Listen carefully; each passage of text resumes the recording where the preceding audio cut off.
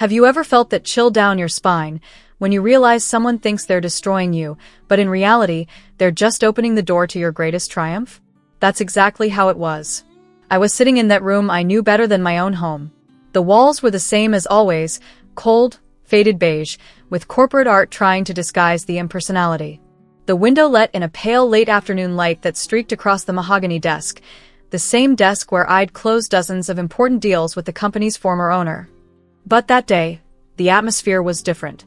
Across the table, there she was, Cassandra, the new owner. Elegant, impeccable, wearing an expensive blazer and that clinical stare of someone who doesn't hesitate for a second. She held the pen like a dagger. The paper in front of her was ready, my termination letter. I felt cold sweat in my palms, but I didn't let it show. I kept what was left of my dignity intact as she said, with that voice, sweet and poisonous at the same time, "It's a new phase for the company, we need to modernize. I'm sure you understand." Oh, I understand, I thought. I understand that you want to erase everything we built. Toss out 20 years of my life like it's trash. She smiled, satisfied with her own power, and slid the pen toward me. In her mind, I was defeated. But in that moment, she had no idea she was handing me the key to my freedom. Because right there, hidden among the clauses she didn't even bother to reread, was the detail that would change everything. My contract, signed years earlier, guaranteed me a severance so generous that I could start over, bigger, stronger. And the best part? She had no clue. As she stood up and extended her hand, like someone offering condolences, I shook hers, and inside, I smiled. Have you ever felt that? When someone who's trying to destroy you is actually giving you the best opportunity of your life. Yeah, that's exactly what this was. And this is where my real story begins. My name is Elodie Tremblay. I'm 36 years old and from Montreal. For 20 years, the company was more than just a job to me, it was my second home, my identity. I started there when I was just 16, as an intern in the production department. I remember it like it was yesterday. The first time I put on the uniform, the smell of cut metal mixed with cheap coffee in the break room, the feeling of being part of something big. Over time, I rose through the ranks. From intern to manager, then director of operations. It wasn't luck. It was sweat, dedication, weekends sacrificed, holidays spent reviewing reports or overseeing critical deliveries. My old boss, Patrice, always recognized that. He trusted me more than anyone else. He always said, "Elodie, you're the soul of this company." And I believed it. I believed that as long as I gave it my all, my place there was guaranteed. That's why, when he suddenly passed away, it was like losing a father. And I barely had time to grieve before I was blindsided by her arrival.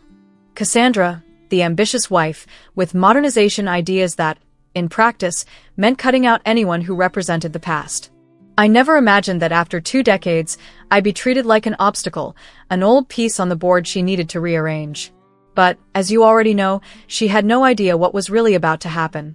The blow came fast and without any warning. Less than a month after Patrice's funeral, she called a meeting with all the managers. She stepped onto the stage with that rehearsed speech about innovation, efficiency, and a new chapter for the company. But I could feel it. She didn't even need to finish the presentation for me to know what was coming. 2 days later, I was summoned to her office. Alone. No witnesses, no lawyers, not even a thank you. Elodie, you understand, right? We need to refresh the leadership. Refresh, as if my presence polluted the air. As if 20 years of experience were dead weight. I didn't say anything. I didn't cry. I didn't beg. I just listened, silently, as she laid out the severance package, like she was doing me a favor. The cruelest part wasn't the termination itself.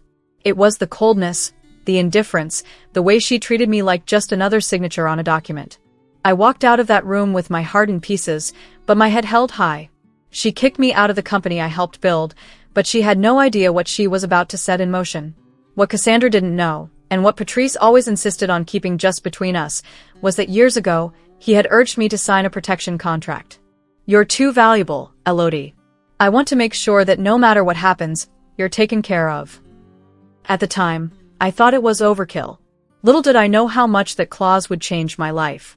It was there, clear as day. If I were terminated without cause, I'd be entitled to 4 years of full salary, paid up front. As soon as the money hit my account, I realized this wasn't an end, It was a new beginning. While Cassandra spent her days selling off the company's assets, buying designer handbags, and trying to present herself to the market as the new visionary of the sector, I quietly began to map out my plan. I called colleagues who had also been discarded during the restructuring.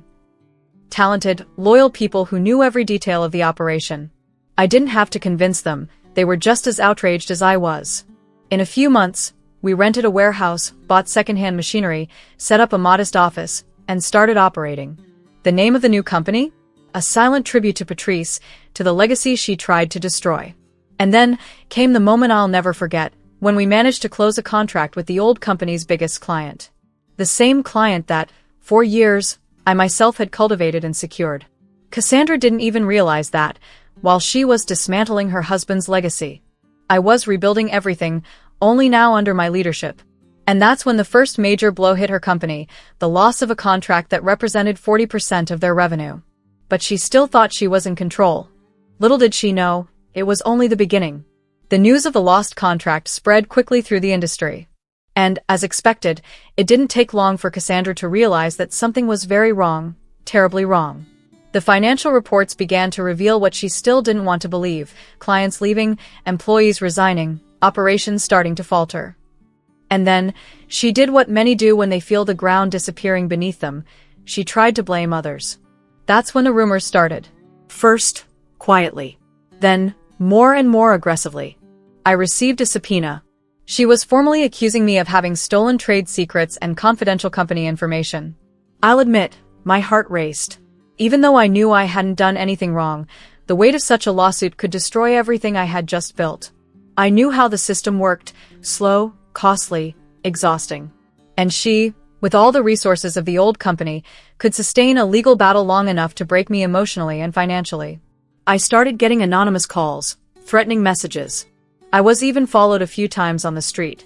What had once been just a market dispute had now become a declared war. Cassandra couldn't accept that someone like me, who, in her eyes, was just another obsolete part, had become a real threat. And at that moment, even afraid, I knew there was no turning back.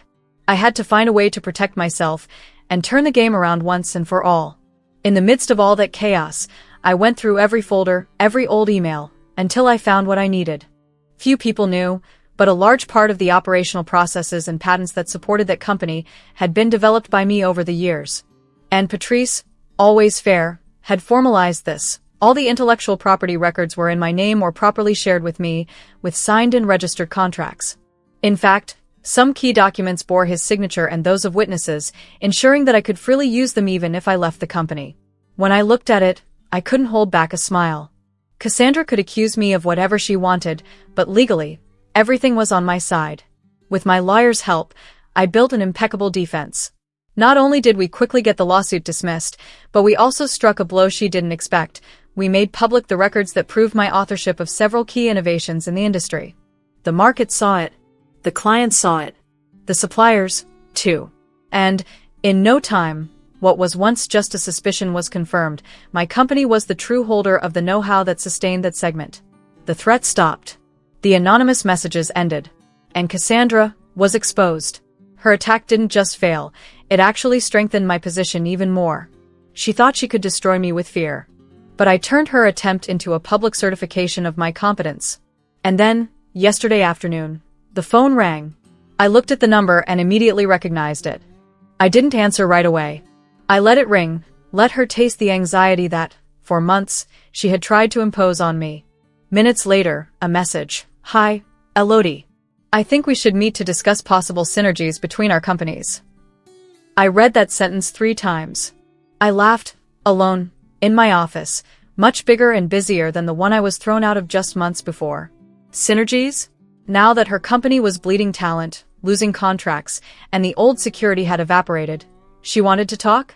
I replied with the same coldness she showed me the day she fired me. Thanks for reaching out, Cassandra. But I'm not interested. Good luck. I put the phone down on my desk and walked over to the window. Outside, the machines on our production line were running full steam, with the team that once worked with me and now works for me. I took a deep breath and thought, she thought she could knock me down, but in the end, she only taught me how to fly higher. And you know what?